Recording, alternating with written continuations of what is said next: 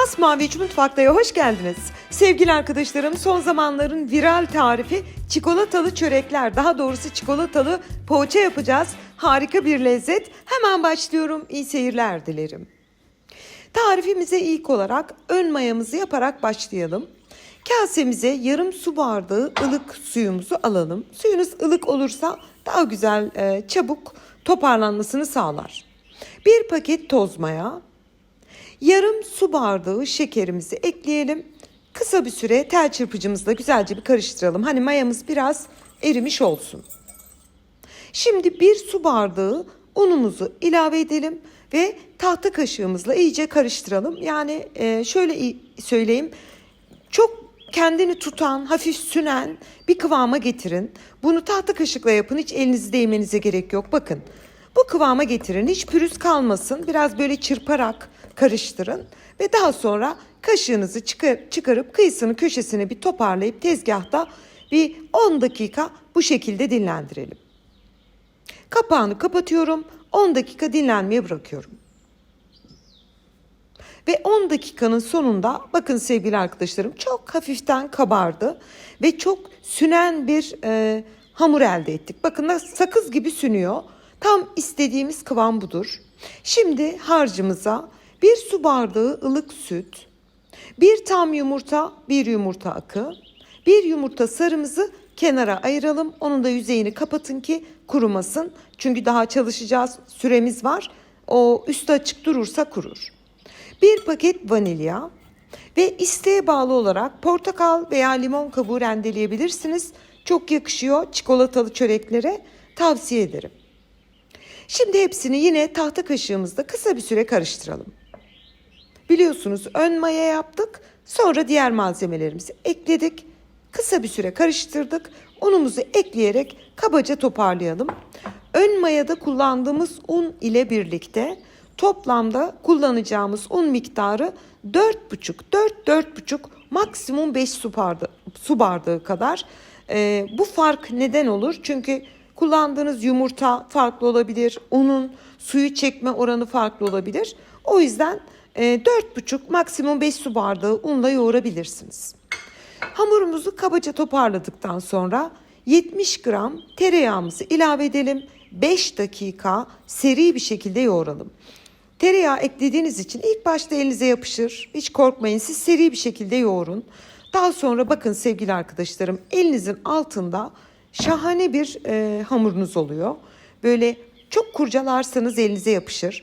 Ama orta yumuşaklıkta çok elastik, güzel bir hamurumuz var. Size şöyle detaylıca da göstermek isterim. Bunu 5 dakika yoğurarak bu şekle getirdim. Yoğurma işlemini lütfen kısa tutmayın. Hamurumuz hazır, mayalanmaya bırakın.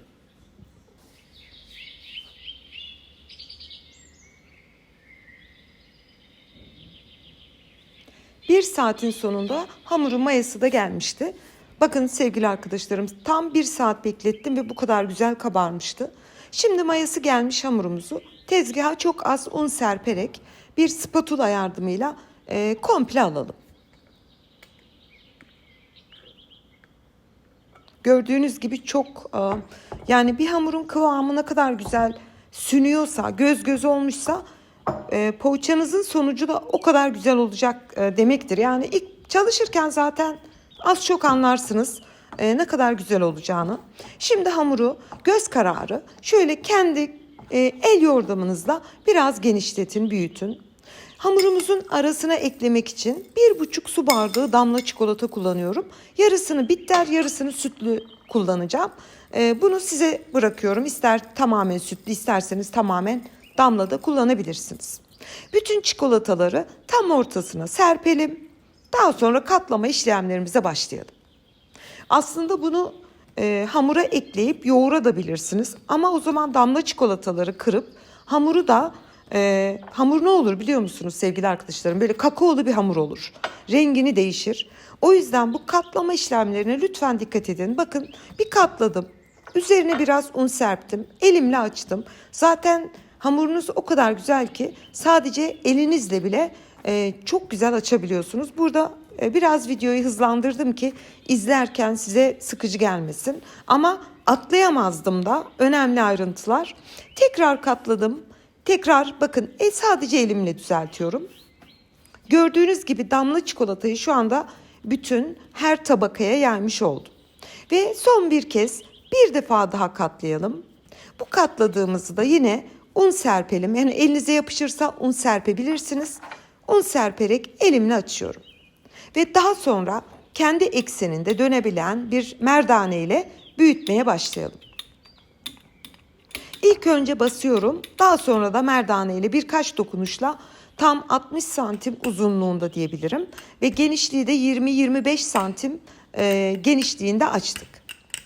Ve bütün her tarafına dikkatinizi çekerim. Eşit olacak şekilde damla çikolatalar yayıldı. Ama aynı zamanda da hamurumuz kakaolu bir hamur şekline dönmedi. Şimdi kıyısını, köşesini düzelttikten sonra bir rulet yardımıyla 3'er santim çapında hamurumuzu keselim. Yani her bir kestiğimiz bölüm bir poğaça olacak. Artık çörek mi dersiniz, poğaça mı dersiniz size bırakıyorum. Her bir 3 santiminden bir poğaça katlayacağız. Şimdi sevgili arkadaşlarım bakın, bir tanesini bu şekilde rulo yaparak gelin. O uç tarafını altına katlayın. Üstünü elinizle basarak kenara alabilirsiniz. Yani yapacağımız tek şey bu. Ama bu katlama işlemleri işte videonun sonunda göreceksiniz. O inanılmaz çikolatalı poğaçaların büyük etkisini sağlıyor. Bakın sevgili arkadaşlarım, rulo yaptım. Bir ucunu altına katladım. Daha sonra üzerine elimle basarak düzelttim. Bu arada ben dikkatinizi çekmiştir. Arada bir videoyu hızlandırıyorum. Benim için çok önemli. Videoyu izlerken sizler hiç sıkılmayın. Çok eğlenceli geçmesini isterim. Bütün kesmiş olduğumuz poğaçalarımızı aynı şekilde katladım, düzelttim. Yağlı kağıt sermiş olduğum tepsiye alıyorum. Ve aldıktan sonra elinizde tekrar birazcık basarak, çok fazla değil, çok hafif basarak düzeltin. Yoksa çok yüksek oluyor. Biraz düzeltmenizi tavsiye ederim. Üzerine bir mutfak havlusu örtelim ve tepsi mayası için 30 dakika dinlendirelim. Ve 30 dakikanın sonunda biliyorsunuz tarifimizin ilk başında bir tane yumurta sarısını kenara ayırmıştık. Onun içerisine bir yemek kaşığı süt ilave edip iyice karıştırıp açalım. Şu anda yumurta sarımız da hazır. Yüzeyini streç folyo ile kapattığımız için gördüğünüz gibi hiç kabuk tutmadı. Ve çikolatalı poğaçalarımız şu anda yani inanılmaz kabardı ama daha fırında da kabaracak sevgili arkadaşlarım. Şimdi üzerine hazırlamış olduğumuz süt ve yumurtalı karışımdan çok nazik dokunuşlarla sürelim. Yani basmayalım ki kabarıklığı sönmesin. Çok güzel görünüyor. Bütün poğaçalarımız fırına gitmek için hazır. Önceden ısınmış alt üst ayar 190 derece fırında 35 maksimum 40 dakika pişmeye gönderdik. 40 dakikanın sonunda fırından çıkarmıştım.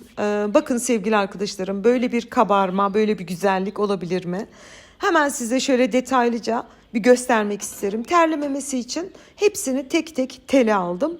Şöyle bir bakın lütfen. İlk başta yaptığımız o minicik çörekler şu anda pişmiş hali, diyebilirim ki 3,5-4 kat kabarmış bir şekilde.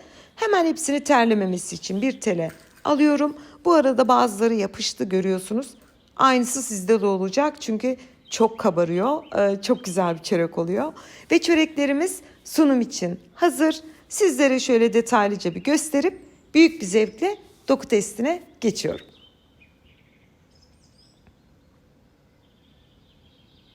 Bugün sizlere çok istek alan çikolatalı çörekleri hazırladım. Çörek, ekmek, poğaça istediğiniz diyebilirsiniz. Yumuşaklığına bakar mısınız? Ben hemen doku testine geçiyorum. Özellikle içine eklediğimiz çikolatamız ve katlama tekniklerimizde gördüğünüz gibi bembeyaz bir hamurumuz var. Yani çikolatayı oraya buraya bulamadık. Yumuşaklığına bakar mısınız? Yani sevgili arkadaşlarım, biliyorsunuz bu denli detaylı bir doku testi veren tek kanalım diyebilirim. Burada gerçekten, çünkü tarifime de güveniyorum. O yüzden böyle saklayarak kıyısından köşesinden kaçamak bir doku testi bende göremezsiniz. Tekrar gösteriyorum, yumuşaklığına bakın. Fırından çıkalı 10 dakika oldu. Yani elimdeki ekmek daha çok kaynar. Ona rağmen iç dokusunu şöyle göstereyim, bildiğiniz pandispanya gibi. Şimdiden deneyecek tüm izleyicilerime afiyet, bal, şifa olsun diyorum. Yeni tariflerimde görüşmek ümidiyle. Hoşça kalın.